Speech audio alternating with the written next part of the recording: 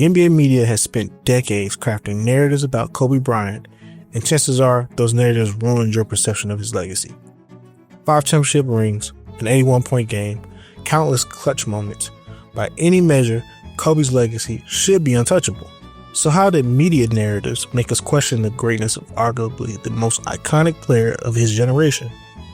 Stick around because we're diving into the 5 key eras of Kobe's career, from a brash teenager to a tragic legend, to reveal how the NBA narratives at each step shaped and sometimes warped the way you remember the Black Mamba. And in the end, we'll break down the GOAT debate criteria itself to show you why Kobe might just fit the greatest of all time standard better than you think. Don't blink, because his story will change how you see Kobe Bryant forever.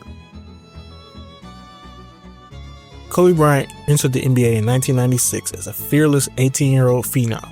A kid so confident, some said it bordered on cockiness. He skipped college and went straight to the Lakers, wearing shades of Magic's swagger and Michael Jordan's flair. The media pounced on the narrative. Was this teenager too arrogant for his own good? In those early years, headlines and commenters often harped on Kobe's youth and brashness. He was dubbed a man-child with the self-confidence bordering on arrogance. A flashy young talent who had to grow up in the public and learn that the NBA wasn't just about highlight plays. Veteran players and journalists alike questioned his attitude. They saw that iconic competitive fire and instead of praising it, labeled it as arrogant. Yet behind the scenes, teammates glimpsed a different Kobe. Sure, he was a kid who would shoot air balls in the 97 playoffs rather than shy away, but the fearlessness was exactly what made him special. Every time Kobe failed, he came back stronger. Still, the media narrative stuck. Kobe was hard-headed, Jordan wannabe, too focused on himself. As fans, we heard it constantly. Arrogant, selfish. These tags followed Kobe into the new millennium, setting the stage for a love-hate relationship with the public. Little did we know, those early labels were just the beginning. The media was about to cast Kobe Bryant in an even more villainous role when championship glory and controversy collided. Kobe's career exploded in the 2000s. He became an NBA champion by age 21, winning 3 straight titles, alongside Shaquille O'Neal. You would think the media would celebrate this dynamic duo, right? Not exactly. Instead, they zeroed in on friction, the simmering feud between Kobe and Shaq that eventually split the Lakers apart. Sports talk shows and columns turned the Shaq-Kobe drama into daily soap opera content. From the locker room spats to pointed interviews, the media often painted Kobe as the ego that couldn't coexist with Shaq's dominance. When the Lakers dynasty cracked in 2004, many pundits were quick to blame the selfish Kobe for chasing Shaq out of town. Never mind that management and money played a role. The narrative was clear. In the court of public opinion, Kobe was the villain who ended a dynasty because he wouldn't share the spotlight. And it wasn't just the Shaq feud. During the peak years, Kobe put up mind-boggling numbers. Scoring titles in 2006 and 2007, a career-high 81 points in a single game, multiple 60-point outbursts, yet somehow the media often spun these feats into knocks against him. Instead of purely celebrating his scoring genius, some commentators harped that these were the marks of a ball hog, or a player obsessed with outscoring opponents rather than elevating teammates. One columnist in 2008 bluntly wrote, "In the ultimate we game, Bryant has been all about me," calling Kobe selfish and aloof, even when conceding he might be the best of his generation.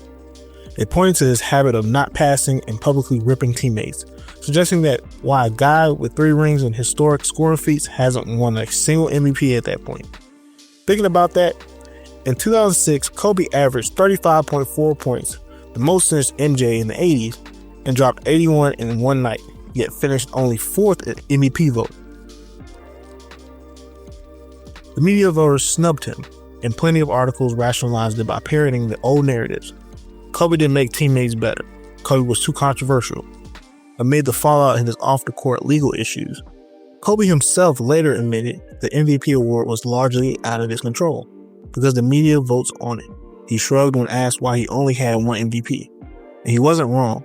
Media bias and narratives influenced these accolades. During this era, you had analysts saying outright that they wouldn't vote for Kobe because of character concerns. Even the Hoya's sports page questioned how a player with Kobe's resume could be MVP-less, hinting that it came down to reputation. Irony is that at the very same time, many fellow players and legends consider Kobe the best in the game. In 2009, the Sporting News polled 107 Hall of Famers and experts on the NBA's top players. Kobe was number one, receiving nearly twice as many first-place votes as LeBron James, who was in his prime and had just won MVP. The legends valued Kobe's championships and killer instinct over raw stats, but the media narratives often went the other way, favoring others for awards and hype. Through the 2000s, fans lived through the split reality. Kobe Bryant was the ultimate showman and went on the court, but the media often cast him as the heel, the villain of the NBA. They highlighted every feud, Shaq, Phil Jackson, even teammates like Spush Parker, every controversy, every perceived failure. Kobe can't win without Shaq became a refrain. It fired Kobe up, and he responded by dropping 50-point games like mixtape tracks. But it also cemented a polarizing image. If you loved him, you really loved him. If you listened to the haters, you had plenty of ammo to doubt him. Fast forward to the late 2000s, Shaq is gone, and Kobe is on a mission to prove the naysayers wrong. And he does. MVP in 2008, the NBA championships in 2009 and 2010, with 2 final MVPs to boot. Finally, it seemed the media had to give Kobe his due, right? Partially. Winning the 2008 MVP was a turning point.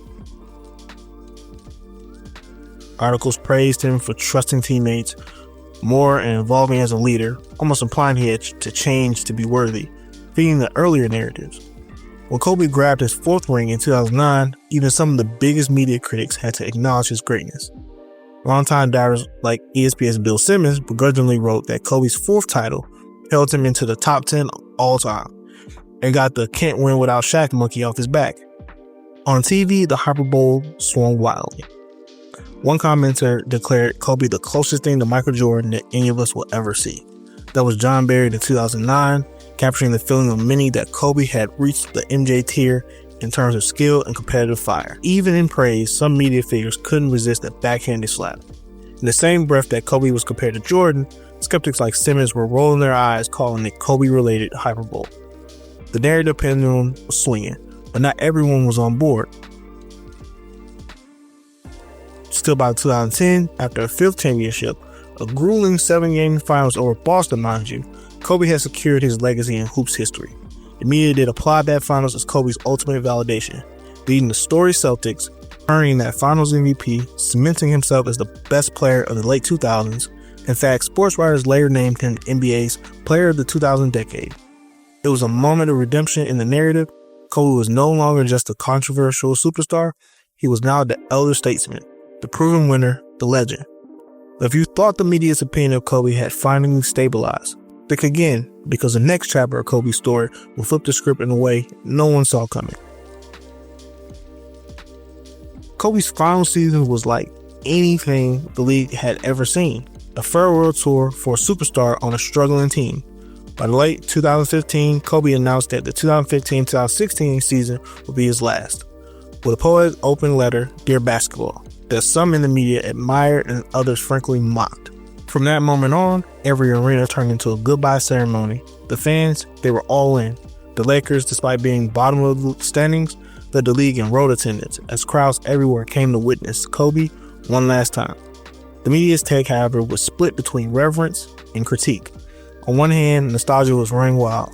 Nightly tributes, jerseys swapped with young players, and standing ovations. Even rival cities like Boston showed love to the retiring legend. The media ran features on his career highlights, his influence on the new generation, and the mythology of the Mamba mentality. On the other hand, some commenters couldn't help but call the farewell tour bizarre and even unprecedented in the spectacle. They pointed out, fairly might I add, that Kobe was not a shell of his former self, taking a ton of shots and shooting career low percentages on a very bad team. One writer noted Kobe was on track to have the least efficient high-volume season ever recorded, essentially saying the Lakers were letting him shoot at will, even if it hurt the team's chances of winning. They compared it to other legends who bowed out more quietly or on competitive teams like Duncan or Dirk, implying it was a final media microcosm of Kobe's career. Admiration from some, critique from others. A New Yorker piece even described his final season as an awkward farewell. noting how fans would cheer every time Kobe touched the ball and groan when he passed. A strange environment where development of young players paused just like. But then came April 13th, 2016, Kobe's last game. And if you stayed up to watch it, you know it felt like a Hollywood ending. The man scored 60 points in his finale, wills the Lakers to a comeback win, and drops the mic with "Mamba out." In that moment, even the harshest media voices had to tip their cap. The next day, the sports world was abuzz about Kobe's epic farewell. Yes, some pointed out it took 50 shots to get 60 points. True Kobe style, by the way. But the narrative had finally shifted to celebration. Kobe went out in a blaze of glory that only he could, and the media narrative, at least for a while, became one of respect for a legendary career. His farewell was framed as the fitting end to an era, the last link to the Jordan years, the bridge to the next generation. The NBA history books closed the chapter on Kobe Bryant the player, and it felt like the end of a story. Little did we know, a far more tragic chapter was yet to be written. January 26, 2020, the day that the world stopped and mourned. When Kobe Bryant died suddenly in a helicopter crash along with his daughter Gianna and 7 others, the NBA community was shattered. The media that once scrutinized his every move instantly shifted to somber tribute mode. In the hours and days after his passing, Kobe's legacy was remembered with an almost saint-like reverence. Networks aired marathon segments celebrating his career, his competitive fire, as well as a father and mentor. Stories surfaced about his endless generosity with younger players, his inspiration to a young generation that grew up yelling Kobe on every jumper. Murals sprang around the world, over 600 murals globally by 2024, including 26 in Los Angeles alone. The Mamba mentality became not just a catchphrase, but a creed that athletes from all sports embraced in his honor. It often said that death has a way of soothing and smoothing out a person's legacy. We saw that with Kobe. Many of his harshest critics fell silent or even joined in the chorus of praise. Suddenly, everyone was remembering Kobe as one of the all-time greats, period. Any old debates felt trivial. A Los Angeles Times column 4 years later noted that Kobe's impact only grew after his death, beyond any measure of imagination, with even baseball superstars Shohei Ohtani citing a Kobe video as the inspiration to sign with the LA Dodgers. Think about that. Kobe's voice was still recruiting champions to Los Angeles even after he was gone. That's legacy. Players like LeBron and Anthony Davis tattooed Kobe's number on their bodies. Teams and players across the league dedicated the 2020 season to him. When the Lakers won the championship that year, they shouted him out. The media, for once unified and paying homage, legends never die became the narrative. Yet with this posthumous reverence came a bit of revisionist history. You started hearing people rank Kobe higher on the all-time list than they ever did before. Fans online would say, I used to argue Kobe was top 10, now I'm firmly putting in top 3. In barbershop debates and comment sections, Kobe's name gained even more weight. Was it emotion speaking? Probably, sure. Some commenters pointed out how back in 2016, ESPN's all-time player ranking had Kobe around number 12. By 2020, a lot of folks suddenly had him in their top 5 or even GOAT conversation. The narrative had undergone a dramatic correction, or overcorrection, depending on who you ask. Revisionism, or just long overdue respect. As a fan, it felt like people finally appreciating what we had lost. The NBA media narratives of the past seemed so insignificant in the face of Kobe's overall impact.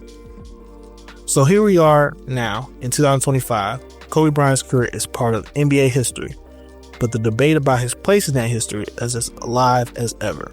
If you tune into mainstream sports media or check out expert rankings, you might get a mixed picture. Some media panels still, inexplicably to Laker fans, rank Kobe outside the top 10 all time. Yes, they really do. In fact, just recently, a Bleacher Report panel of journalists ranked the top 100 NBA players and placed Kobe at number 11, with one voter even putting him as low as 18th. 11th all time? The backlash was immediate and ferocious. Shaquille O'Neal himself, never one to mince words, blasted the rankings, tweeting, Kobe at 11 is criminal. To Shaq and to millions of fans, it was blatant disrespect of Kobe's legacy. And he wasn't alone. Social media erupted with fans calling that list a joke, saying things like, "Who made this list is a hater. Kobe is top 5. This epitomizes the vibe we see today. Media versus fan sentiment. The media loves its advanced stats and analytical arguments. You hear detractors say Kobe had only 1 MVP. Kobe's efficiency was lower than other greats. Kobe wasn't the clear best player in the league for many years. Those points came up in the panel's explanation, by the way, citing things like box plus minus or PER, or Kobe never led the league, and noting he was often among the best, but universally crowned the single best of his era because of Shaq, Duncan, LeBron, etc. They argue those are reasons to slide him slightly lower on the GOAT list. Fans, however, clap back with different perspectives, a holistic one. We watched the games, we felt the moments. As one fan posted in frustration, aside from chase down blocks, who was LeBron better than Kobe at? Footwork, post-game, fadeaway, mid-range, on-ball defense, scoring, what was LeBron better at? It was a passionate and admittedly biased plea, but it shows how Kobe Bryant's legacy is guarded fiercely by those who idolize him. To me, Kobe Bryant is not just stats on paper, it's the Mamba mentality, the impossible shot with the game on the line, the 5 a.m. workouts, the entire package. Even many of today's NBA stars who grew up in the 2000s will tell you Kobe is their GOAT, or at least the standard they chase. The media might anoint LeBron or hype up the next prodigy, but go ask Jason Tatum, Devin Booker, Kawhi Leonard, Kyrie Irving, guys who patterned their work ethic and skill after Kobe, and you hear them speak of Kobe with GOAT-level reverence. The NBA media narratives of old have been increasingly challenging and challenged by the groundswells of Kobe appreciation. It's like after years of being underrated or nitpicked by analysts, Kobe's legacy is undergoing a renaissance driven by the people who truly watched him in his prime. So let's pause for a second and address the big question. What actually makes someone the GOAT, the greatest of all time? Is it statistics, rings, MVP awards, influence on the game? The answer, of course, is all of the above. It's a subjective blend of dominance, achievements, and legacy. We often hear the GOAT debate framed around Michael Jordan versus LeBron James. With others like Kareem or Magic in the mix, Kobe's name sometimes gets left out by media pundits. But let's measure Kobe against the typical GOAT criteria. So look at championships. Championships matter. In the NBA, rings aren't everything, but they're a lot. Kobe has 5 NBA championships, more than LeBron's 4, more than Magic's 5, tied with Magic and Tim Duncan at 5, and second only to Jordan's 6 when we talk about modern superstars. Each of those titles came with Kobe playing a central role. 2 as that clear alpha dog, back-to-back Finals MVPs in 2009, 2010, and 3 as the 1B to Shaq's 1A earlier.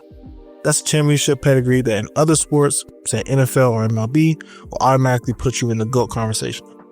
Tom Brady is largely the GOAT of football because of 7 rings. Kobe's 5 in the post-Jordan era is an astounding haul. Now let's talk about individual accolades. Kobe's MVP count, one regular season MVP, is a stick critics use to beat him. Well, we've already seen how context and media voting influenced that.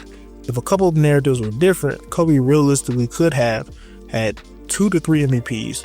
2006 and 2007 were arguable. 2003 perhaps too. Regardless, he did win 2 scoring titles, was an 18-time All-Star, and made 11 All-NBA first teams. Tied for the second most first-team selections ever at the time of his retirement. He also made 9 All-Defensive first teams, something often overlooked. GOATs play both ends. Kobe was elite defensively in his prime. Many forget he locked down prime Allen Iverson for a key finals game in 2001, for example. Now let's move on to statistics. Kobe retired as the 3rd leading scorer in NBA history and still sits at 4th all-time today. He's one of the select few to have a 60-point game in his 30s, and of course the fabled 81-point game is second only to Wilt Chamberlain's 100 in NBA history. He has more 40-point games than almost anyone not named Michael Jordan or Wilt Chamberlain. Let's not forget moments. The guy had a stretch of 4 straight 50-point games in 2007, multiple buzzer beater game winners. I can still see the one against Phoenix in the 2006 playoffs. Pure magic. So statistically, he's in the stratosphere across many categories, even if some advanced metrics weren't in love with his efficiency. Now let's talk about impact and influence. This is where Kobe arguably shines brightest. Being the closest thing to Michael Jordan in terms of play style and mindset isn't just a neat comparison, it's a huge compliment. Jordan set the bar for competitive fire and skill. Kobe matched that aura for a new generation. He inspired virtually every young player who came after him. He globalized the game further. Kobe was massive internationally. Just ask the fans in China or Europe who adored him. The term Mamba mentality has entered everyday lexicon as a mindset of relentless hard work and clutch performance. Few players have that kind of cultural imprint. In other sports, GOATs are often those who transcend the game. Ali in boxing, Pele or Messi in soccer, Tom Brady in football. And Kobe had that transcendence. Remember, he won an Oscar after retiring and was writing books for kids, coaching his daughter's team. His greatness extended beyond the hardwood. And finally, longevity and peak. Kobe gave us 20 seasons with the Lakers, matching Dirk and Kareem for the longest with one franchise. His longevity at a high level, 17 All-NBA selections in 20 years, is virtually unmatched, and his peak level play, the mid-2000s, was as high as anyone's. You could argue that at his absolute best, he was as dominant as any player ever on any given night. GOATs have sustained excellence, and Kobe's 2 decades of dominance and evolution, from high-flying number 8 to fundamental masterful number 24, check that box. Now, does Kobe perfectly check every GOAT criteria box? Not exactly. No one does. Jordan has the immaculate finals record and 5 MVPs. LeBron has the video game numbers and longevity. Kareem has the unparalleled longevity and 6 MVPs, etc. But Kobe is right there in that mix. If the GOAT debate were a courtroom, the case for Kobe Bryant is powerful. Best shooting guard of his generation from the 2000s to the present. 5 rings in the era of super teams, MVPs, and scoring titles. Clutch pedigree, who all bring with those daggers in his fearless last-second shots, and a global influence that rivals Jordan's. In many ways, he does fit the GOAT criteria and standard, especially if you consider how other sports crown GOATs. It's not always purely stats. It's about iconic status and coming through in the biggest moments. In soccer, for instance, a player like Messi finally secured GOAT status in many eyes by winning the World Cup to go with his individual brilliance. In basketball, Kobe has the jewelry and the highlights. You want narrative? How about 2 jersey numbers retired with one franchise because he had Hall of Fame careers under each? Want intangibles? How about the fact that to this day, when a kid shoots a paper ball into a trash can, they don't yell Jordan or LeBron, they yell Kobe. That's cultural impact, measuring immeasurable. So what's the final verdict on how the NBA media influenced Kobe's legacy? Here's our thesis, plain and simple.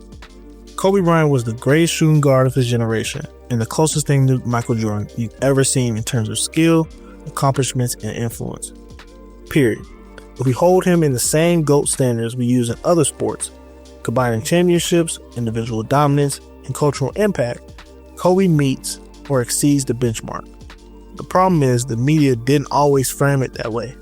They spent years magnifying the negatives or the controversies, and as a result, many casual fans never fully appreciated Kobe's greatness until it's too late. Yes, the media ruined or at least skewed your perception of Kobe's legacy, but only if you let them. If you look at the full picture, you see a player who had the work ethic of a hero and at times the media narrative of a villain. But heroes and villains are for movies. In reality, Kobe's legacy lives in a much more meaningful place. In the hearts of the fans and players he inspired, in the standard of excellence he set, and the memories of those unbelievable moments on the court. Now it's your turn. We laid out how the media narratives evolved through each era of Kobe's career. Now we want to hear from you. Is Kobe Bryant in your GOAT debate? Do you think the media was too harsh on him, or even held him back for more awards? Where do you rank the Black Mamba of all time, and why? Let's get a real conversation going. Drop a comment below and defend your take. Were you someone who once believed the media's portrayal and now see things differently? Or have you always written with Kobe as one of the all-time greats, no matter what the talk show said? Share your stories and arguments. This is the debate the NBA media never fully allowed us to have in his playing days, so let's have it now. Kobe's legacy deserves nothing less. Mamba out.